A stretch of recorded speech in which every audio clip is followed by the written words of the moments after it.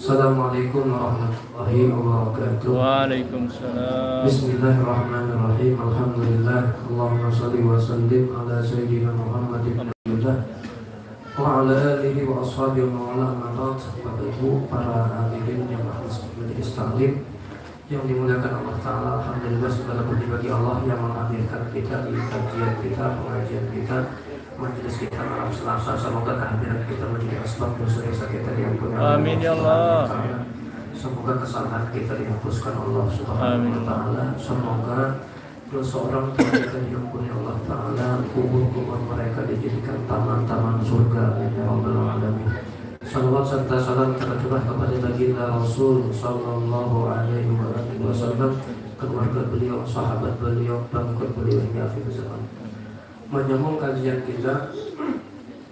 Wa qalat ummuh yawman ya Rasulullah khuwaidamuka Anas ud'u Allah lah.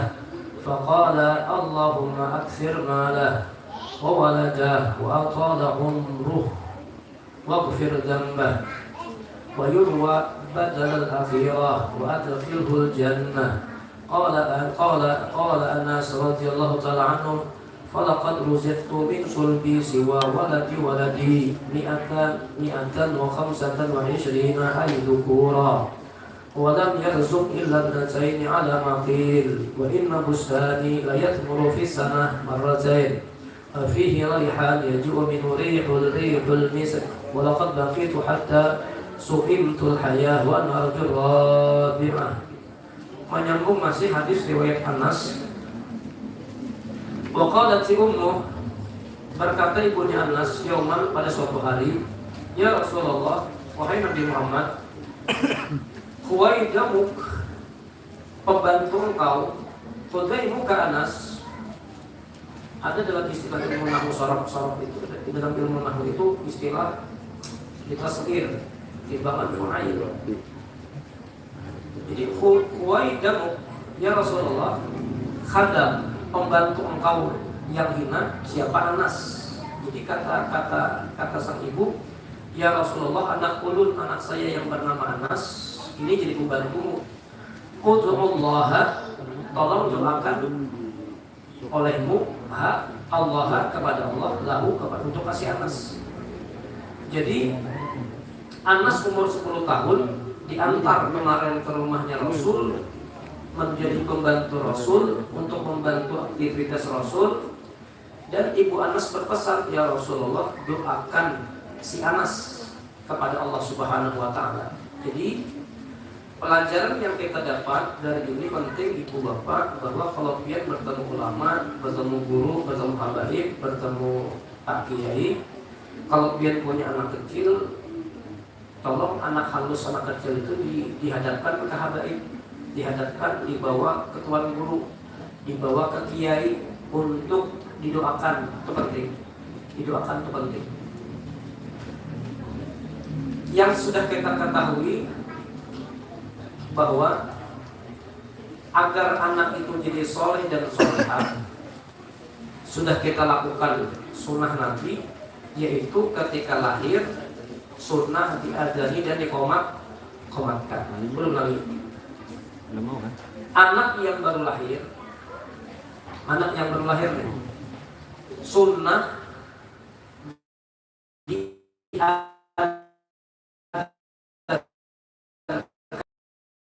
itu sunnah hukumnya. Lalu timbul pertanyaan, adzan dan qomat itu ta'alluqnya dengan sembahyang. Biasa orang adzan, biasa orang qomat pasti sembahyang, pasti sholat. Kenapa bayi yang baru lahir diadzankan telinga kanannya, dikomatkan di telinga kirinya, tidak disolatkan? Jawabannya, adzan dan qomat itu duluan, berdahulu, muqaddam. Kapan sholatnya? Ketika bayi ini nanti mati, meninggal dunia. Ketika fardu kifayah. Adakah kalian pernah melihat fardu kifayah itu diadzankan dan dikomatkan? Ada apa? Setiap sembahyang fardu itu pasti ada adzan dan qomat. Tapi ketika fardu kifayah, kenapa kan ada adzan, tidak ada adzan dan tidak ada qomat? Jawabannya, adzan dan qomat didahulukan dari ulama. Kapan? Ketika dia lahir. Makanya adzan dan qomat itu adalah adzan dan qomat yang ta'alluqnya dengan sholat, dengan sembahyang. Cuma sembahyangnya kapan? Sembahyangnya, sholatnya tatkala nanti orang ini dewasa, tua, meninggal dunia dan disembahyangkan. Mana qomat dan adzannya? Sudah berdahulu duluan. Kapan? Ketika lahir.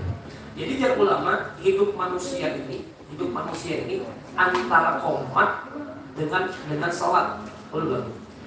Hidup kita ini, jarak hidup kita ini antara qomat dengan sholat.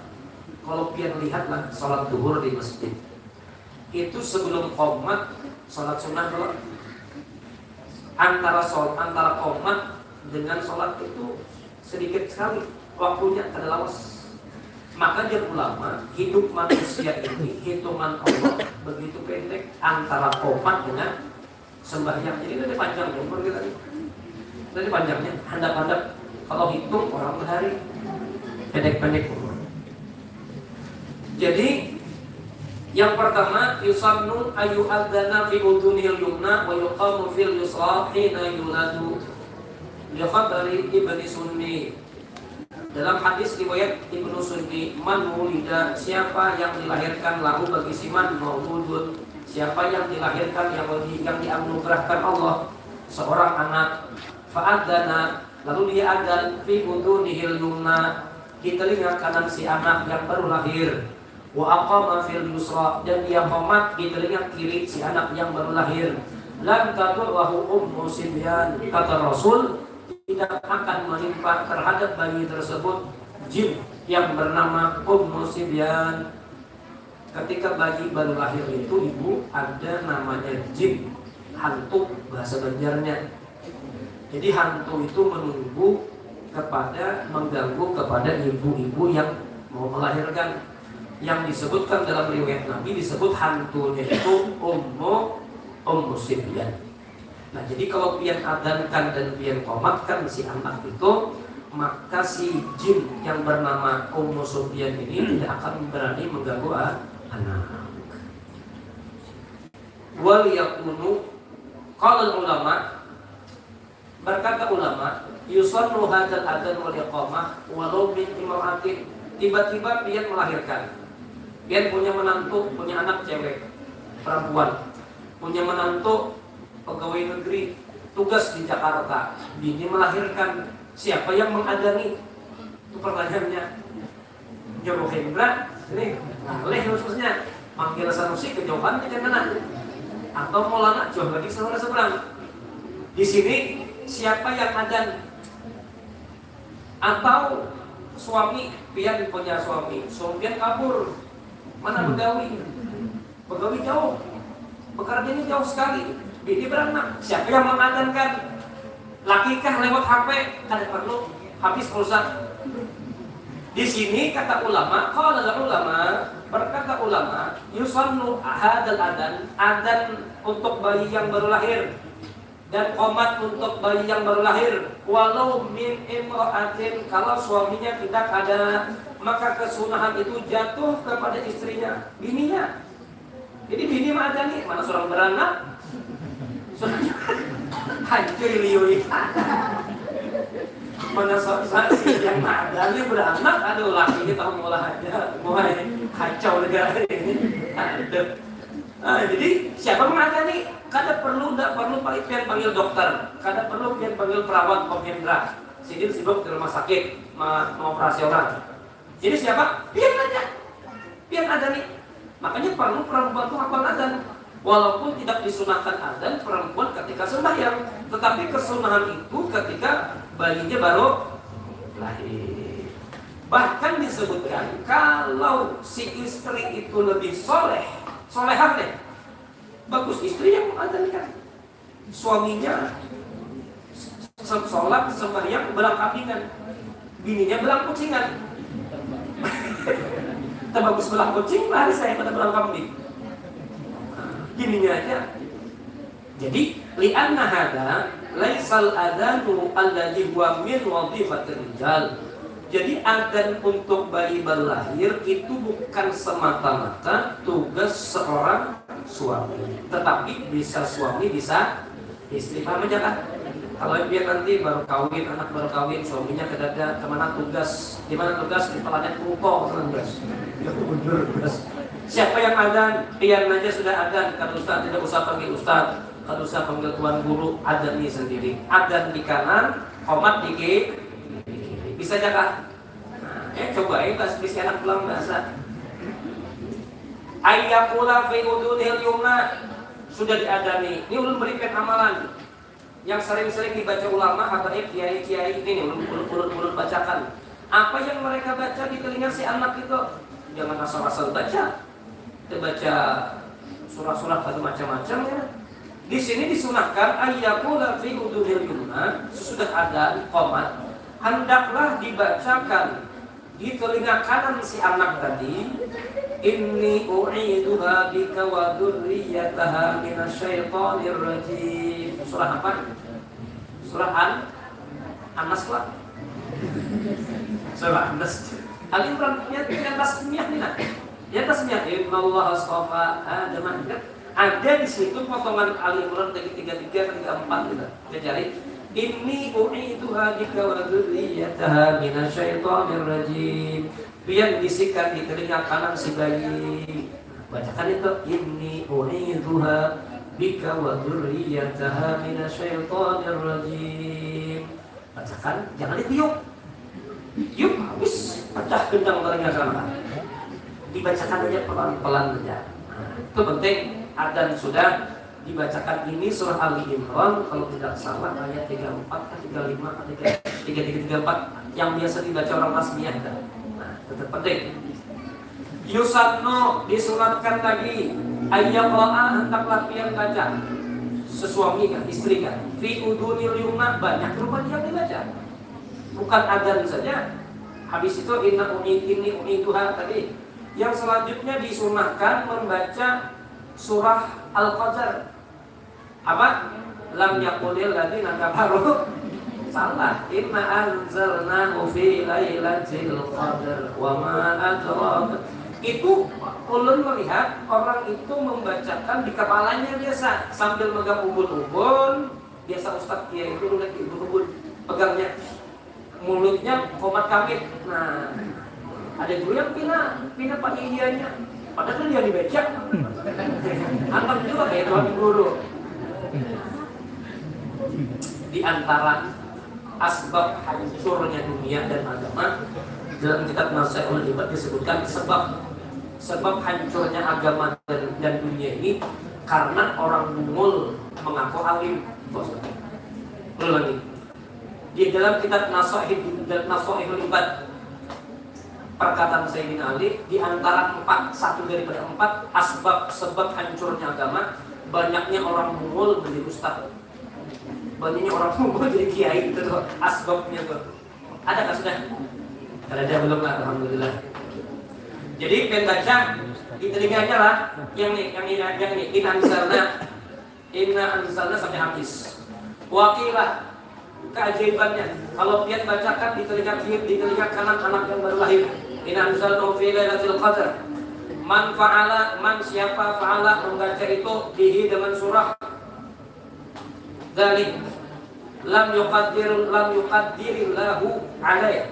Niscaya Allah akan mentakbirkan alaihi atas bayi nih yang dibacakan in anzalna. Faedahnya apa?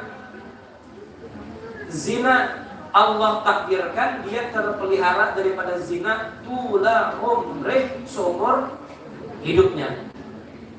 Nukila dzalika an Syekh Ad-Dairabi.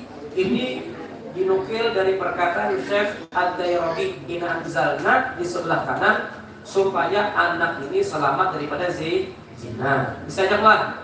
Bisa aja kan? Tak boleh ingat. Terus disebutkan yustahabbu disunahkan qiraatu suratil qadar membaca surah al-qadar tadi in anzalna 3 kali tadi kan sekali jadi di telinga sekali. Ini baca surah al-qadar 3 kali. 1 wasyahid baca asyahid 7 kali. asyahid, asyahid, asyahid, asyahid, asyahid 7 kali.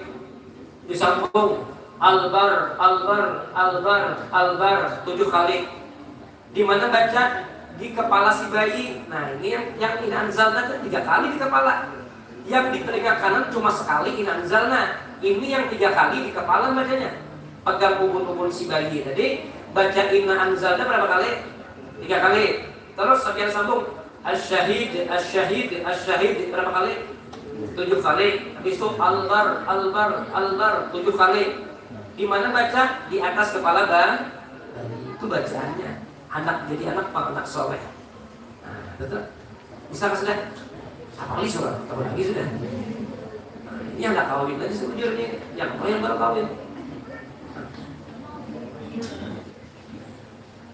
An Anasin qala Rasulullah sallallahu alaihi wasallam la tadribu auladakum fil mahdi ala bukaikum. Ini penting bagi ibu-ibu yang biasa memukuli anak.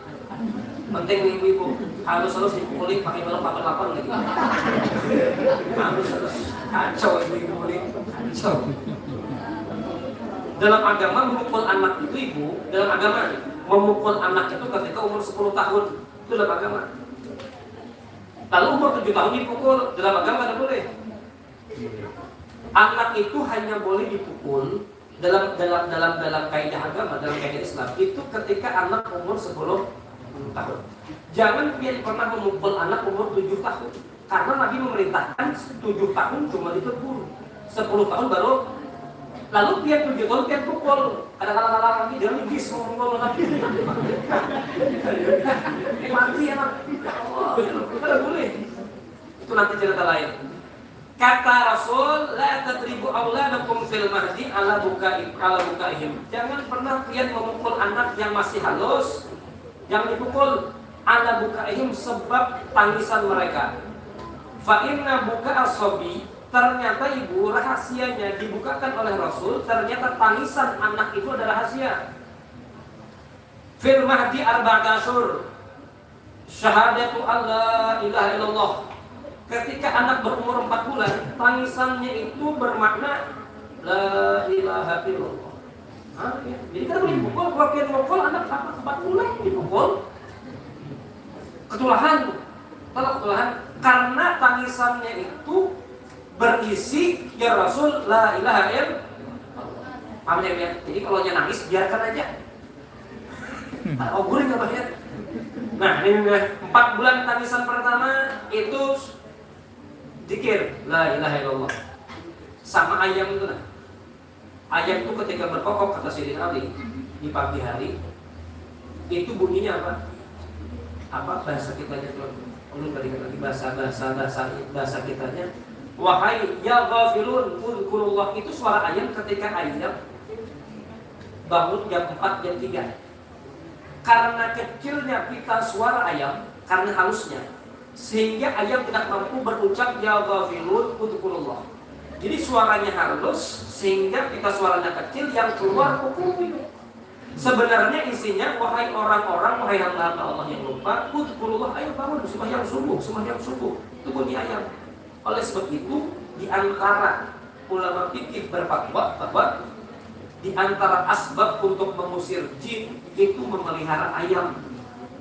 Jangan melihara itik, ayam berarti di sini. Bagus ayam itu dipelihara karena dikir lah. Disebutkan dalam kitab-kitab itu. 4 bulan kedua kalau bayi itu menangis, apa? As-salatu ala nabiyyikum Allahumma sholli ala sayyidina Muhammad. Berselawatnya. Tangisan 4 bulan kedua bayi itu selawat. Jadi jangan disuruh diam, biar dia menangis. Ini berselawat di situ. Dalam hadis ini. Wa arba'ata asyhurin, dan 4 bulan kemudian al-istighfar li walidayhi, berdoa supaya ya Allah ampuni abah mama ulun ya Allah. Itu doanya. Bagus lah nangis. Tangiskan aja lah.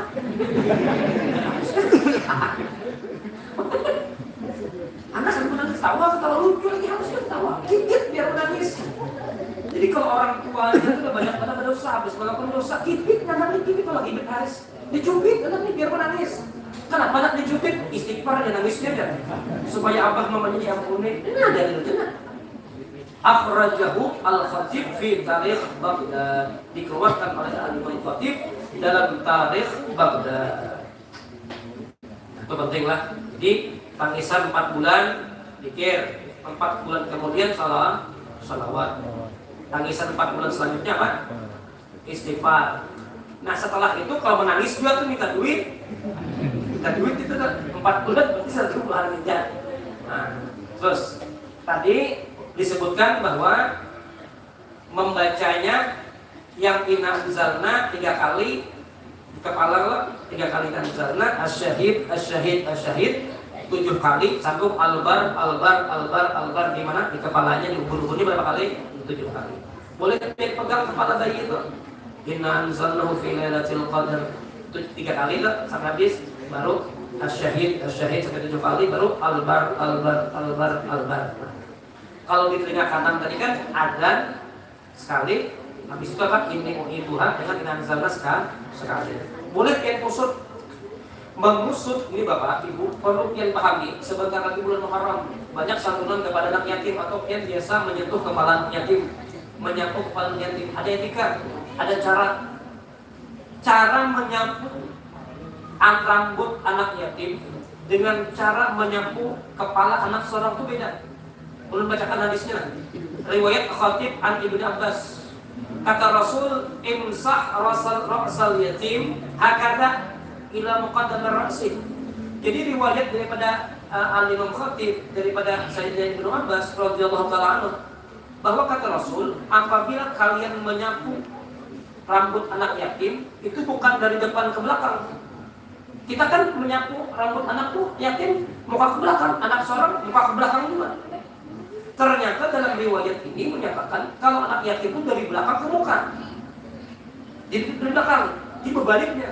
Nah, kayak itu. Paham ya kan? Di sini ila muqaddami ra'sihi, ila sampai ke muka berarti dari belakang. Kalau anak yatim menyapu kepala anak yatim, nanti kalau pian santunan dari belakang ke depan. Nah, ini nah. Paham ya kan? Cobain, bini kan yatim, bini pian kan yatim, abahnya meninggal dah. Sapu ke muka. Sapu anak yatim bagaimana? Ini banyak salah kita. Bukan salah bang, kurang tepat. Kalau menurut riwayat hadis ini, ketika 10 Muharram kan menyapu kepala anak yatim. Ulun yatim menyapu kan, Nah, orang dulu menyapu ada kepala yatim pakai minyak baru supaya harum rambut anak yatim.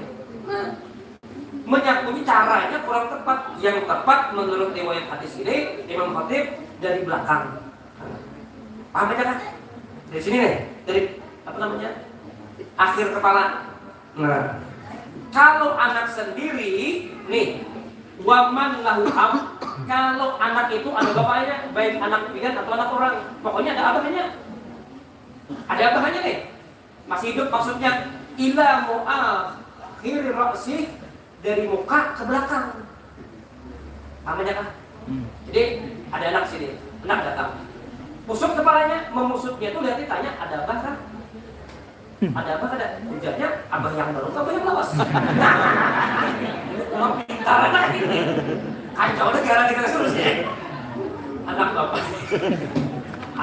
Ada sudah kisah selesai masalah. Kalau ada bapaknya dari muka, tapi kalau ternyatanya belakang, menjaga. Coba ya deh, coba dia baca anak yatim. Jangan jadi anaknya yatim, cari. Ada kadang-kadangnya, kita belajar. Sadang di kaki mimpi. Lanjut. Itu penting yang saya sampaikan tadi. 5 menit lagi, jam 10. Jadi, ulun bacakan doa Nabi kepada Sayyidina Anas. Penting ulun sampaikan bahwa kalau pian bertemu ulama, bertemu kiai, bertemu habaib, jangan minta amalan. Minta amalan, ada amalan. Kalau pian ingin, minta doa aja. Di sini ibunya Anas mengajari kepada kita bahwa Anas diantar kepada Rasul. Kata Rasul, kata ibunya, ya Rasul, doakan anak saya Anas. Faqala, Nabi berdoa, Allahumma, ya Allah, akthir, perbanyak olehmu ya Allah, malahu, hartanya Anas. Wa waladahu, ya Allah, perbanyak akthir waladahu, anaknya Anas. Ya Allah, Allahumma atil umrahu, ya Allah, panjangkan olehmu umrahu, umurnya si Anas. Ya Allah, Allahumma waqtighfir dan tahu ampuni dosa Anas. riwayat yang lain, wa adkhilhul jannah, ya Allah masukkan si Anas surga. Faqala Anas, ketika Anas dewasa, besar Anas berkata, falaqad, maka sungguh rozikku, aku diberikan anugerah oleh Allah, min sulbi, daripada tulang sulbiku, siwa waladi, selain cucuku. Berarti kata Anas, saya diberikan anugerah oleh Allah anak nih. Berapa anak Anas? Mi'atun, 100, wa khamsah 25, 125 anaknya Anas. Jadi karena makbul doanya Rasul, kata Rasul kan, ya Allah banyakkan anaknya Anas, perbanyak. Ternyata Anas ini sempat hidup menemui anaknya berapa? 125. Berapa bininya? Belum WA. Sebutkan ya. Harus jawab. Belum tahu itu masalahnya. Pokoknya anaknya berapa? 125 ukuran laki-laki. Wah, dia laki-laki itu gimana? Walam yarzuk, dan walam yurzak, tidak diberi rezeki si Anas, tidak diberi illa ibnataini, kecuali 2 anak perempuan saja. Jadi 123 laki-laki, 2 orang perempuan. Anaknya Anas siapa kan? Dalam riwayat yang lain itu ada Sayyidina Abbas, itu keturunannya sampai mencapai 6 juta. 6 juta ya. Hancur gitu. Satu, doanya Rasul, ya Allah perbanyak anaknya Anas. Yang kedua, doanya Rasul, ya Allah banyaki hartanya Anas. Apa kata Anas? Wa inna bustani, sesungguhnya kebun saya, kebunnya Anas. Kata Anas, sesungguhnya kebunku layak sungguh berbuah fisana pada setahun, marrataini 2 kali. Kurma itu dalam setahun cuma berbuah sekali. Anas 2 kali berbuah. 2 kali berbuah. Berkat doa Nabi. Ada orang ulun melihat di rumahnya orang kaya itu kan, pohon apel, buah apel sepanjang waktu. Ulun tingkut pegang sekalinya palsu. Kacau.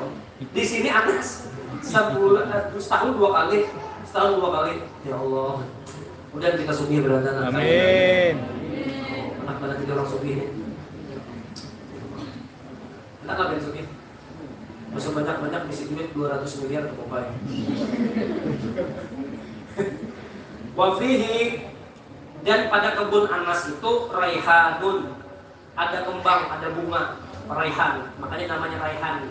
Orang Banjar nyebut raihan. Dalam bahasa Arab roh dibaca ra, itu Banjar ra. Bismillahirrahmanirrahim. Ya. Kalau Arab Bismillahirrahmanirrahim roh, ya kan? Ra roh. Nah, roh. Ada namanya raihan. Raihan itu aroma bunga harum. Raihan. Kemangi itu bisa juga disebut buah kemangi lah. Disebut dengan raihan. Bedanya Bapak, kalau kita di sini kemangi itu dimakan. Ulun pergi, rasanya kalau nggak salah dia termot itu, ulun pernah menemui pekumpulan di atasnya itu kemangi. Di sana kemangi itu ditaruh di atas kuburan karena harum. Kalau dia dimakan, jauh juga kita lihat. Wafihi, pada kebun Anas ada bunga yaji'u minhu rihul misik, yang aroma bunganya itu lebih harum daripada minyak harum misik. Berkat doa Nabi Muhammad.